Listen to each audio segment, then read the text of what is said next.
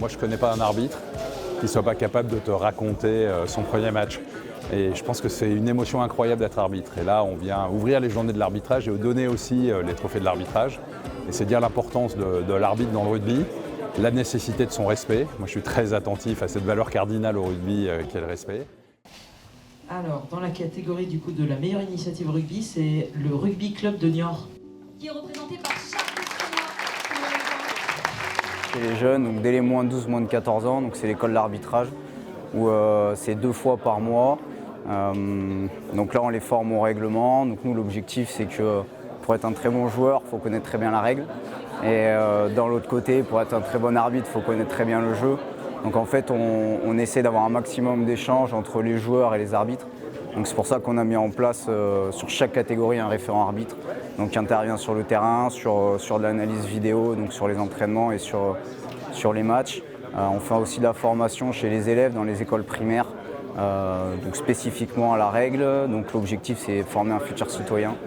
Donc en gros, on se cale sur l'éducation nationale.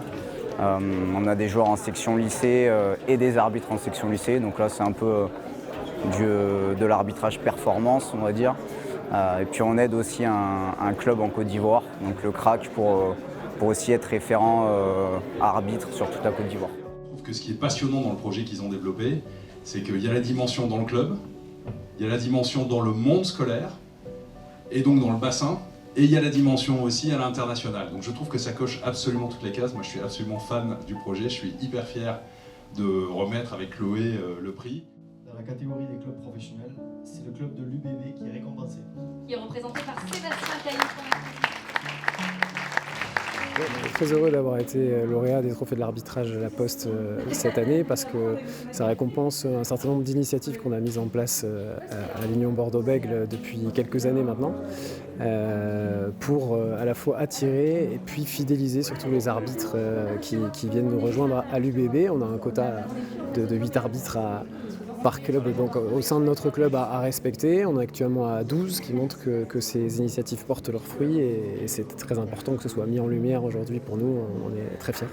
Parmi les initiatives qu'on a mises en place, on propose à nos arbitres UBB la mise à disposition de toutes les installations sportives, une dotation comme les joueurs professionnels. Finalement, ils ont vraiment la sensation de rejoindre un club professionnel et ils sont parrains d'une catégorie de jeunes, chacun ou chacune, puisqu'on a aussi des arbitres féminines. On a également utilisé les images d'une arbitre chez nous, la jeune Clémentine, pour illustrer les décisions arbitrales sur les écrans géants des matchs de l'UBB à Chaban. Il y a aussi une vidéo de découverte, une interview qui sera diffusée cette semaine dans le cadre des journées de l'arbitrage sur les réseaux sociaux de l'UBB. Voilà, tout un ensemble d'initiatives qui nous tenaient à cœur. Ça prouve que le message est entendu par nos clubs, qu'il y a un vrai investissement. Et on sait au rugby à quel point le respect de l'arbitre est quelque chose de fondamental et d'essentiel. Et nous, on y travaille beaucoup avec la nouvelle direction nationale des officiels de match. J'inclus aussi les représentants fédéraux dans tout ça, qui est piloté par Jean-Marc Lermet et puis par Valentin Miclot. Il y a un énorme travail qui est fait à l'ADNOM pour à la fois augmenter le nombre d'arbitres qu'on a et en même temps s'assurer, et là c'est Mathieu Reynal, Romain Poit, Nicolas Datas, qu'on monte nos arbitres au plus haut niveau international.